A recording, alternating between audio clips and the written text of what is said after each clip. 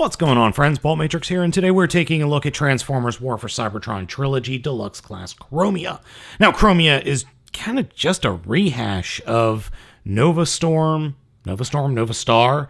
and the other ones that we already got from the Power of the Primes and the Combiner Wars lines.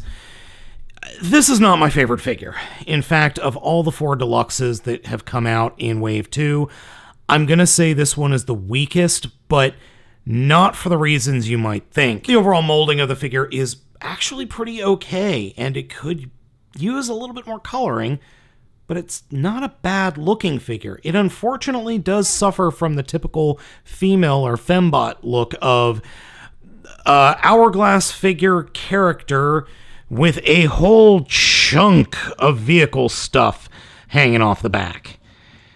Yeah, I'm getting real tired of this overall motif. I would love there to be maybe a Generations or a Siege version of Aileron from the IDW comics. I would love that. That would be a very interesting figure. Anywho, Chromia's color scheme works pretty well. The powder blue, the white, the red, all work incredibly well. The torso section is incredibly well detailed, well molded, and the head sculpt is very good. I legitimately think this is a great head sculpt. And the overall just aesthetic of the figure works until you see all the kibbly bits hanging off. Now, the figure does come with a couple of accessories. First are 2 EMP grenades, which can be hand-carried, and then a gun that, well, hold on, let me grab the directions again. Okay, this gun is made of this part, which is the anti-thermo blaster. Huh? Anyway, and then this white part up front is the S.R. Hush fuse. Word salad it is. Now, with the 2 EMP grenades, you can attach them to the front of the main anti-hot gun and give Chromia this extended sniper rifle? There's actually no name for this configuration in the directions. It just says, put them all together and give her a really big automatic gun thingy, which I am perfectly okay with. Chromia does have plenty of posability, but the legs are a bit of a problem. Head is on a ball joint and can look down and back that much and, do the swivel thing. Shoulders are double swivels, or I should say a hinge and a swivel, but limited posability backwards because of the kibble. Swivel at the upper arm, 90-degree bend at the elbow. Fists do not articulate except for an in and out motion for the transformation.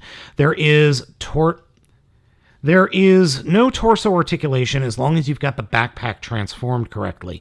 If you kind of futz with the backpack and sort of pseudo-transform it, then you've got some torso articulation, but don't bother. It's not worth it. Now we come to the problem, children, and that is the double. Now we come to the hips, which are the problem parts.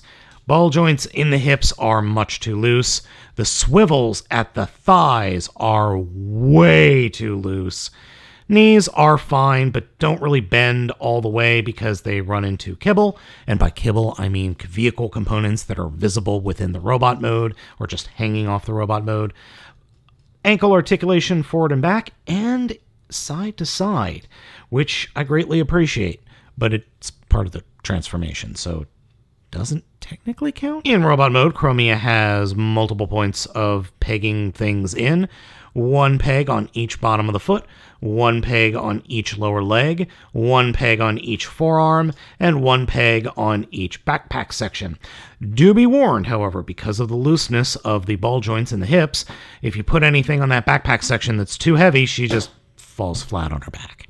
Now, Chromia's transformation is very similar to the figures that she's heavily molded from. To start off with, we're going to come to the backpack, flip open the backpack, and fold down the canopy for the vehicle mode, and then grab the entire top torso, turn it around 180 degrees. Come down to the legs, fold the feet or toes up against the back of the legs, then come to the front, come to the kibble on the side, and rotate it forward And then this whole foot section and area will peg into underneath the canopy. But first, reach underneath the car canopy and flip out the very front of the vehicle mode. And then this whole section will drop down and everything should peg into place as long as you have all of your robo-ducks in a row. Now, getting the foot snapped into place is actually a little bit harder than you might think. There is a tab hole here and a slot here at the very front. And what you want to do is get this little tab into that front slot and then kind of push it up into place, though it is easier said than done. And it will go into place, it just requires a bit more manhandling than I'm sometimes comfortable with. Now that we have this pseudo alt mode complete, we can go ahead and finish up the transformation. To start off with, take the head, turn it around 180 degrees, and fold it up into the chest like that, or fold it back into the back of the chest. You don't have to turn the head around like that. I just prefer to do it. It's just a personal thing. Then take the arms and fold them back, collapse the wrists for the, robot mode. Then we take the wheels and fold them up, and they will actually lightly peg into place in the robot mode's armpits. And then these forearm sections will peg into the armor. And that's it. That is the alt mode. And the alt mode actually looks pretty good. It's very similar to Chromia's original Generation 1 alt mode that was kind of a drag racer. This works well. This actually works really well.